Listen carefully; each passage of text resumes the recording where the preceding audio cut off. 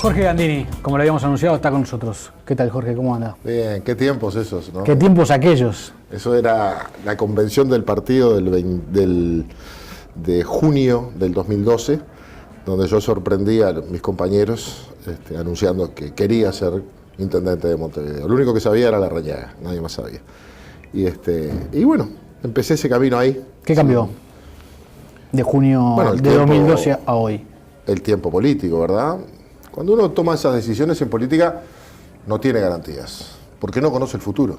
En aquellos tiempos no sabíamos quién iba a ganar la interna, no sabíamos que Lacalle Pou iba a ser candidato, no lo imaginábamos, no sabíamos quién iba a ganar la elección nacional y la elección municipal viene después. Pero había que iniciar el camino, porque cada vez que yo acompañé muy de cerca 3 elecciones departamentales. Lo acompañé a Ruperto Long, lo acompañé a Javier García y lo acompañé a Javier de Aedo.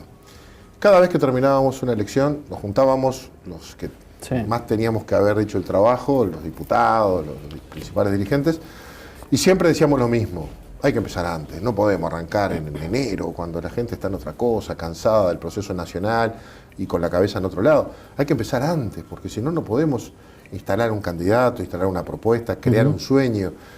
Pero después no lo hacíamos. Entonces a mí me pareció que había que patear el tablero y empezar.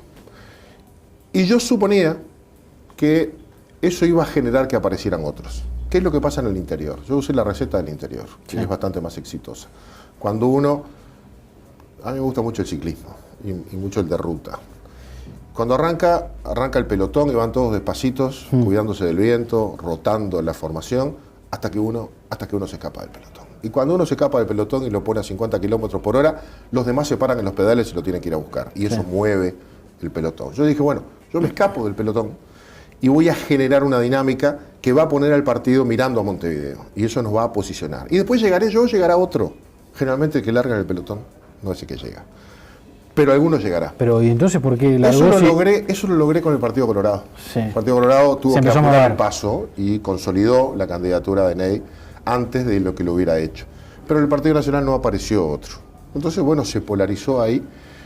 Nos fue bastante bien con la gente, creamos el Partido de la Concertación, creamos un instrumento que la gente nos pedía y se generó la idea, la ilusión posible de que ese Partido de la Concertación era competitivo con el Frente Amplio y podía ganar. Sí. Y bueno, ese camino fue el que yo seguí. Después, bueno, pasan cosas, entre otras. Pasó una interna en la que no se eligió candidato a intendente, se eligió candidato a presidente, pero junto con el candidato a presidente, la gente casi sin saberlo elige la convención del partido. Y en esa convención de Montevideo, de los 250 convencionales, 150 más o menos pertenecen al sector de Lacalle Pou y 100 al de Larrañaga. Y las mayorías... ¿Y la convención es la que elige el candidato? La convención... Oficializa, la convención elige los candidatos. En el régimen tradicional, de ahí salen 2 o 3. Claro. Ahora tiene que salir uno solo. Pero acá sale uno solo porque vamos a la concertación. Así que la convención se reunirá y dirá cuál es el que va a la concertación. Entonces uno. ¿Usted intentó apoyos del ala herrerista, digamos, en ese tiempo, de 2012, de junio de 2012 en adelante? No negocié nunca apoyos. A mí me pareció que íbamos por otro lado. A mí me pareció que el acuerdo había que hacerlo con la gente. Cuando un dirigente logra conectar con la gente, hace el único acuerdo que dura. Todo lo demás van y vienen con el calendario. Aunque sí logré que varios dirigentes herreristas se integraran a Montevideo Se Puede. Quizás ninguno de primera línea, pero tuve la simpatía del propio Luis Alberto Heber, que me apoyó en aquel momento, sí. Y de importantes dirigentes del interior del país, José Carlos Cardoso, por ejemplo, gente que me acompañó y de intendentes. A ver, los 12 intendentes blancos me recibían habitualmente en sus reuniones de bancada. Yo era el número 13 muchas veces, porque iba a aprender y también a hacer un poco de nexo con los temas parlamentarios. Y los herreristas, yo, por ejemplo, fui varias veces a la Intendencia de Florida a recorrer y a conocer algunas medidas y algunas obras, y vi todo el proceso que termina ahora con una inauguración de una planta procesadora de residuos que se abre en Florida, al lado donde estaba el vertedero. Vi todo ese proceso, participé de cerca de ese proceso, porque me abrieron las puertas. O sea que creía que ese era el camino natural. Después las elecciones marcan, los acuerdos se hacen o se deshacen. Y visto ahora cómo fue el proceso, ¿cree que se apuró en hacer ese lanzamiento temprano? ¿Hubiese sido mejor esperar la decantación de los hechos o no? Si quieres resultados diferentes, no hagas siempre lo mismo, ¿no? Sí. Yo no me apuré. Yo me arriesgué. Estas cosas no tienen ninguna garantía. Y lo que siempre pasa, y eso yo lo sabía, es que el que saca la cabeza, obviamente se expone. Porque la política es muy competitiva, como otras actividades, tremendamente competitiva. Y en algunos puntos esa competencia termina pasando por un embudo donde pasa uno. Y a ese uno, si le va bien, se despega del pelotón. Y entonces ahí en esa competencia a veces no es fácil seguir adelante. Pero ¿qué hay que hacer entonces? Hay que especular, quedarse calladito y ver qué atamos y terminar siempre igual. Claro. Yo me parece que lo que hice lo volvería a hacer. Es más, en mi carta de renuncia digo, lo único que no puedo prometer es que no lo volveré a intentar. Porque y entonces ya aviso, ya les estoy avisando. Miren que yo no estoy retirado, no soy candidato. Pero mi vocación es Montevideo. Entonces yo no renuncio a mi principal ilusión. ¿Y pensó en alejarse de Alianza para ser un candidato más de todo el partido en ese proceso? No, ¿Como estrategia política o no? No me lo planteé porque el objetivo mayor del partido es ganar las elecciones nacionales. Y yo y mi agrupación tenemos que colaborar con ese objetivo. Claro. Entonces no me pareció que eso de jugar a ser independiente, estar con todos y no estar con nadie, es leal con mi partido. No me pareció. Tampoco me pareció que por eso iba a ser censurado o vetado. Porque al final todos estamos en algún lado. Acá independientes de los padres nomás. Claro. Todo lo demás en algún lado estamos. ¿Y cree que fue censurado por eso? Bueno, creo que eso pesó, obviamente. Es decir, la calle, con toda legitimidad, me lo dijo a mí, lo acaba de decir públicamente una vez más. Las internas hablaron y en las internas el que gana tiene, digamos, la derecha. Y bueno, es así. El que gana tiene la derecha. Puede tener la generosidad de mirar en alguien que está en otro lado o puede decir, como gané, es mío. Bueno, esa fue la decisión. El herrerismo pone el candidato porque el herrerismo ganó. ¿Es legítimo? Absolutamente. ¿Tengo reproches con eso? No. No, porque las cosas son así, la democracia funciona así. Yo no me puedo quejar de eso. ¿Cuánto cree que pesó el resultado de la interna? Usted dice, no, la interna elige presidente o no elige intendente. Está claro eso. Pero es una instancia para marcar votos. Usted en Montevideo tiene muchos años de trabajo, tiene una lista fuerte en Montevideo, pero no votó bien en la interna. ¿Qué quiere decir no votar bien? Yo saqué 18.000 votos. Sí. Le gané unos cuantos.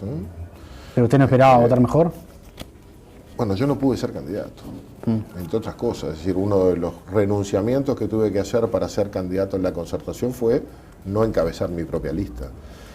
Y cuidar algunas cosas mirando el día después. Es decir, por ejemplo, mi estilo de competencia en la interna tuvo que ser muy cuidadoso con mis propios competidores. Medio descafeinado, a digamos. Los que yo apostaba a tener de socios después. No criticar mucho la interna del partido. Cuando el Partido Nacional va a la elección nacional, se cuida mucho de qué dice del Partido Colorado, porque lo van a necesitar en el balotaje, ¿verdad? Y yo tuve que tener una actitud y un tipo de trabajo de ese tipo. Pero era el renunciamiento.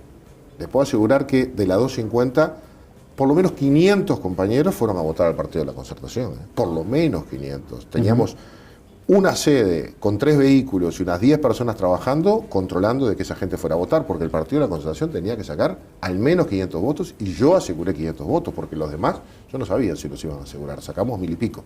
Pero nosotros transferimos votos. Y organización y militancia.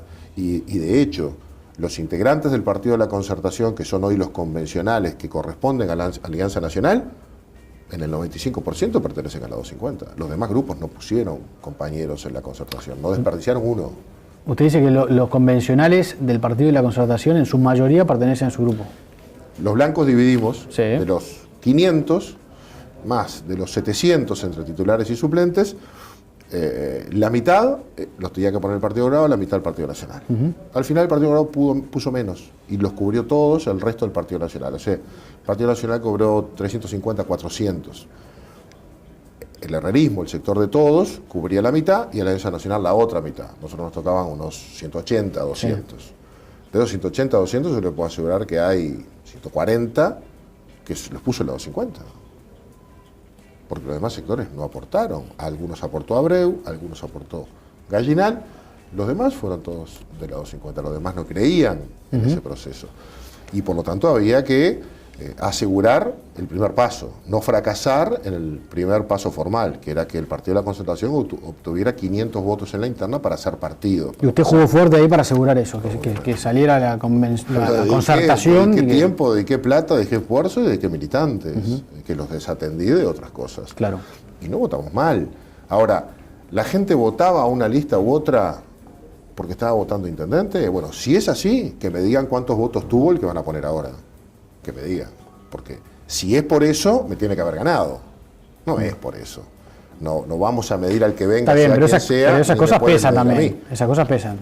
Bueno, son excusas importantes. Si usted hubiese son votado, excusas importantes. No importa cuánto, pero más o mejor, bueno, hubiese sido la lista más votada de Montevideo, quizás si era difícil también resistirse. Quizás si Larrañaga hubiera ganado la interna hubiera sido radicalmente diferente. Yo creo que ese es el tema que hubiera volcado la balanza de un modo u otro. No fue así. No fue así. Ahora, son instancias diferentes. La gente fue a elegir candidato a presidente. Y yo me jugué a uno. Y eso también se paga. Yo me jugué a uno y ese fue el que perdió. Y yo jugué fuerte por ese candidato. Porque yo no sé jugar a medias, ni sé disimular. Entonces, bueno, esas cosas, pero a ver, no me sorprenden. Son así en mi partido y en cualquier otro. Si no, pregúntenle a Daniel Martínez. En el Partido Nacional hay mucho cruce de un lado a otro. ¿A usted lo habían invitado a pasarse de lado? Nunca. ¿Para todos? El herrerismo no se le ocurrió a nadie invitarme. No. Nací wilsonista y sigo siendo, no. Nunca integré las filas del herrerismo, aunque lo respeto mucho. Es más, tengo un estilo muy herrerista en muchas cosas. Por ejemplo. Muy bien. No sé, el herrerismo tiene una base popular, que yo comparto mucho, y una base de pensamiento. Más montevideana, además, también, ¿no? Es más urbana. Más urbana. Y bueno, Herrera de Peñarol, qué sé yo, tenemos un montón de coincidencias. Sí. Pero nunca integré las filas del herrerismo. En las buenas y en las malas, cuando Por la Patria sacó un diputado y un senador en el 89 y ganó en la calle, yo estuve ahí. Y cuando la calle estuvo en el gobierno, yo fui tentado, pero me quedé ahí. Y cuando yo estaba en Propuesta Nacional y a Propuesta Nacional le fue muy mal, yo también fui tentado, pero me quedé donde estaba. Porque yo qué sé, me parece que uno tiene que estar donde la gente mira para encontrarlo, como decía Wilson. Y yo tengo que estar ahí, yo soy wilsonista. Y como wilsonista seguiré. Y si un día al partido le sirve que un wilsonista tenga alguna responsabilidad como la que yo pretendo, y estaré. Pero yo no cambio yo para estar ahí. Me parece que eso no, a mí no me deja cómodo. Hay distintos tipos de políticos y en el ambiente político usted es reconocido como un laburante, un trabajador. ¿Paga eso? No siempre. No siempre. A ver, ser un buen legislador y estudiar y trabajar en las comisiones y estudiar antes, cuando nadie te ve, para poder participar en las comisiones y en el debate parlamentario, ustedes los periodistas muchas veces no se enteran. Uno mira el sector de la prensa dentro de la Cámara de Diputados y es habitual que esté vacío, salvo que haya un gran tema. Claro. Está vacío. No se sabe quién trabaja mucho. Pero bueno, a uno le pagan por hacer eso, por hacerlo lo mejor posible. Y uno se hace cargo a veces de algunas leyes que no le gustan a la gente que se haya votado y nos hacemos los cargos los que estamos. Los que no están, yo no la voté. Eso pasa. Paga. Y qué sé yo, pero uno en la vida tiene que hacer lo que tiene que hacer. Si claro. Paga o no paga. Pero no solo, yo no me refería solo al trabajo parlamentario, me refería al trabajo militante en la calle.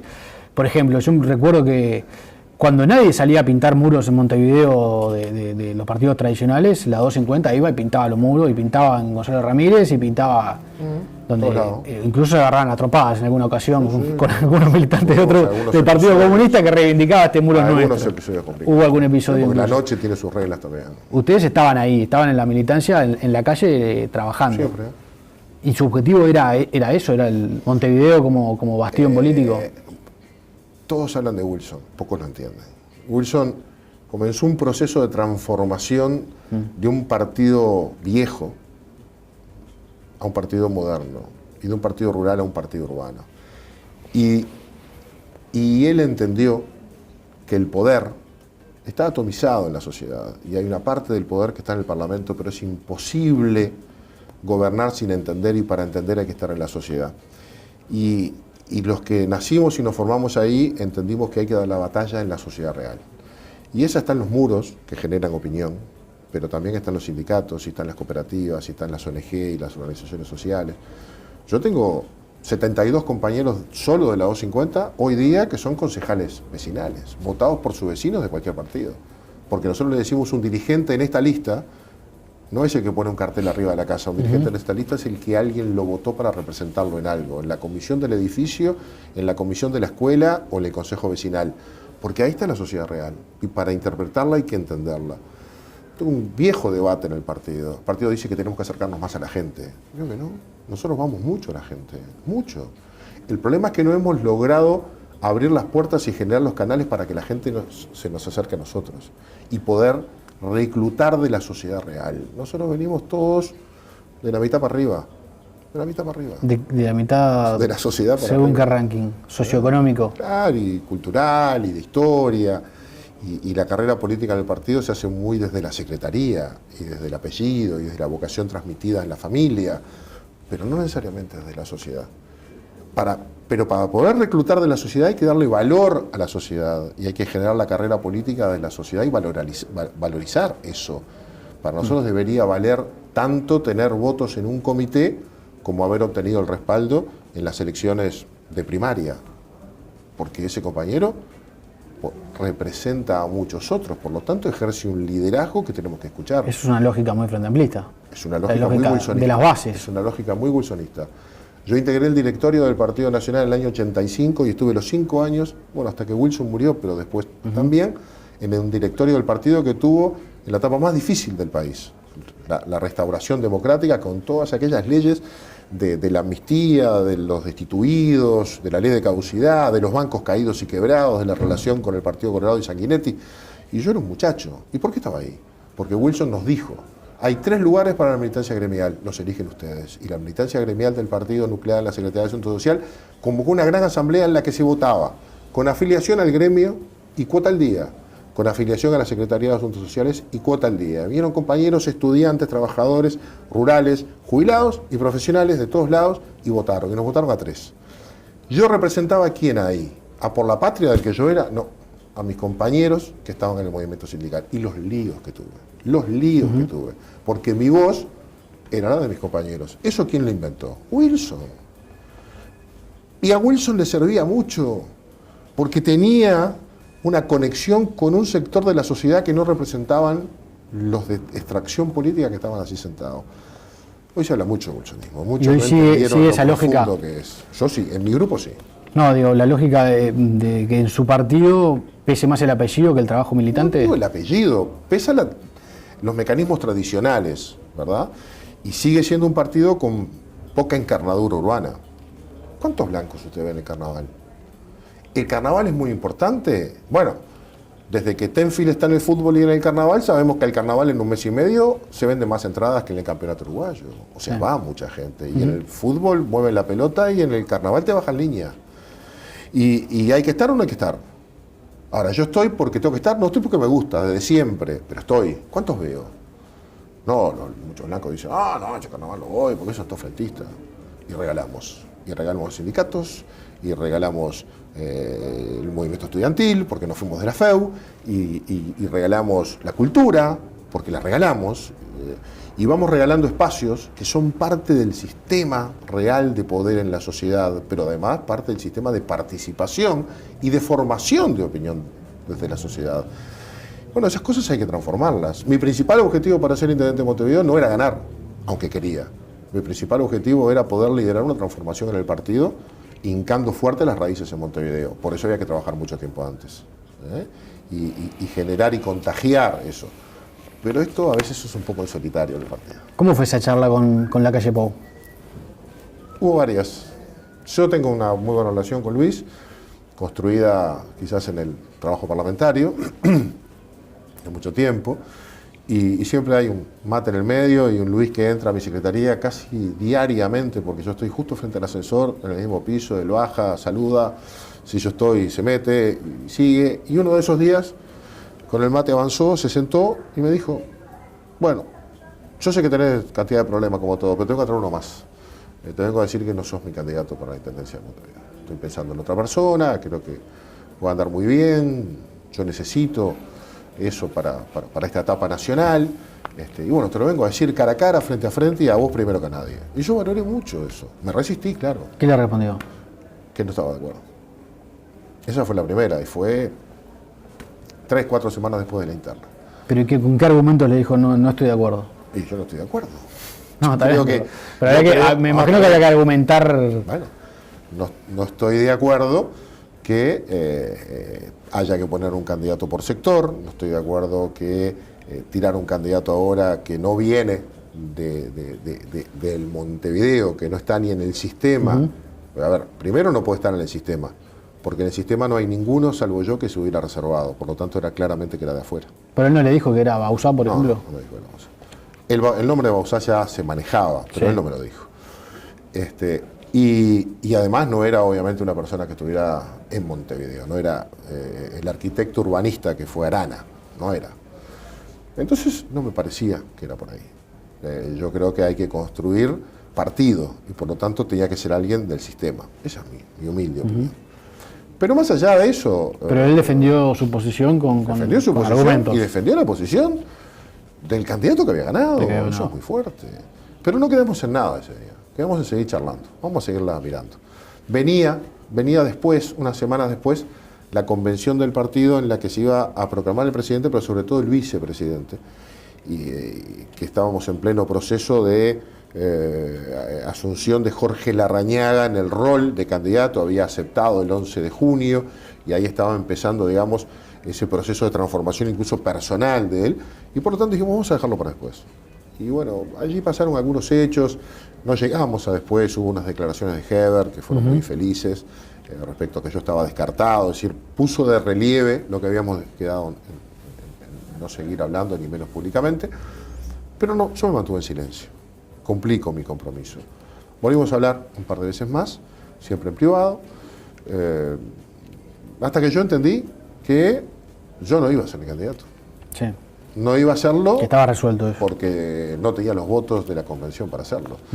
Y por lo tanto, si yo entiendo que el candidato tiene que tener el mayor tiempo de rodaje posible antes de las elecciones municipales y el peor enemigo de un candidato intendente es el verano previo a la elección, había que instalarlo antes. Entonces yo, los primeros días de septiembre, renuncié y dejé las manos libres. Y en mi carta digo, para que rápidamente aparezca el otro candidato y aproveche este tiempo de atención pública que se genera en torno a una elección nacional para empezar a posicionarse, pero además para agregarle a la campaña nacional la visión de Montevideo.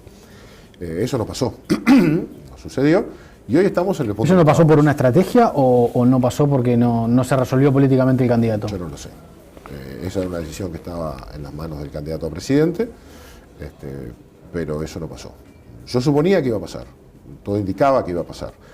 A ver, todos sabemos que era Bauzá, nunca porque me lo haya dicho Luis, sino porque Bauzá lo dijo. En esos días de julio, cuando ustedes de la prensa lo salió a buscar porque su nombre apareció, él primero empezó diciendo que no, y claro, los medios lo fueron aflojando, y en un momento dijo, sí, se me ofreció, pero primero dijo, no lo confirmo ni lo descarto, con lo cual claro, lo estaba confirmando. Pero recuerdo que habló de las confiterías, todo, su proyecto familiar.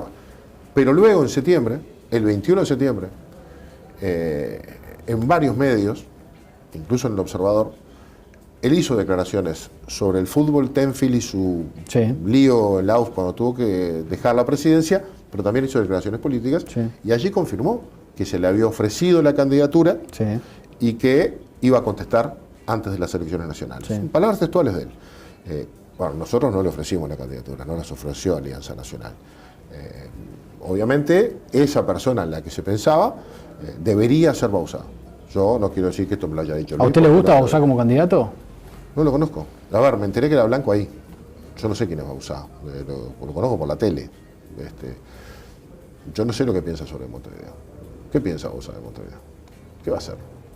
La última pregunta que le hacen en uno de los reportajes, y su respuesta para mí fueron sorprendentes. Le pregunta, ¿por qué quiere ser intendente de Montevideo? Y Bauzá responde, eso es lo que tengo que pensar para poder decidir. Bueno, si quiere ser intendente y todavía no tiene que pensar, a mí como político me deja muchas dudas de que pueda ser un buen candidato. Porque eso es lo primero que tiene que tener, la vocación por transformar un departamento y hacer que la gente que vive en él viva mejor. Yo no sé lo que piensa sobre Montevideo, ni él ni cualquier otro. Y a mí me gustaría escuchar del que el partido ponga qué piensa de Montevideo. A Álvaro Garcés sí lo conoce. Claro. A Álvaro Garcés lo conozco del trabajo parlamentario. ¿Y le gusta como Álvaro tengo un candidato? enorme respeto, es un gran trabajador, es un tipo serio, muy serio.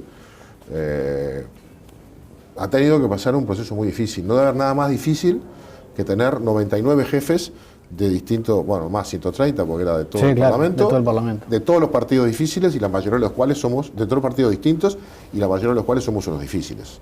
Y tener que mediar entre policías, ministerio, poder ejecutivo, presos y nosotros. Y lo hizo bien, lo reelegimos. O sea, es un hombre con una enorme capacidad y cintura y manejo político, porque entendió y manejó bien todas las presiones y todas las inquietudes políticas. Yo tengo un enorme respeto a Álvaro. Es un hombre que se maneja, sí, la prensa. La verdad, no he tenido ningún contacto con él, ni es un nombre que lo he escuchado oficialmente. Pero a ver, entre el que lo está escuchando dice, entre Bauzá y Garcés, Gandini ya dijo bueno, lo que... a ver, es entre alguien que no conozco, que respeto mucho, porque su papel en la AUF me merece el mayor reconocimiento y respeto, pero no lo conozco, y alguien que sí conozco y con el que he trabajado en mi función de parlamentario. ¿Y bueno, cree que sería un buen candidato? candidato? Además trabajar en este último periodo de la campaña electoral, y se jugó por el partido, y dejó... ¿Puede ser un buen candidato en una instancia complicada como es una yo supongo que deberá hacerlo. Le debe faltar, como a todos, aterrizar en una realidad nueva, competitiva, electoral, lo que no ha transitado, y obviamente en un departamento árido, ¿no? Donde el oficialismo tiene larga historia y control, y bueno, hay que disputar allí ese terreno. Pero yo con Álvaro saco mis listas ediles, trabajaría una candidatura. Garcés intendente, le doy. ¿Y con Bauzá intendente? Y bueno, le tendré que dar también, pero y a ver, Bauzá lo que tiene por delante es convencerme. Me tiene que convencer. Claro. Es decir, me tiene que entusiasmar para que yo pueda entusiasmar. Garcés tiene otra característica, es que más ha llegado al grupo Larrañaga, ¿no? No sé si eso también pesa en su entusiasmo. Yo creo que se ha llegado a todos nosotros, pero tiene feeling, tenemos cosas parecidas. ¿Sí? Pero no es eso lo que me entusiasma. Con Garcés tengo una base de entendimiento de piel. Me parece que es un tipo que puede hacer bien su tarea.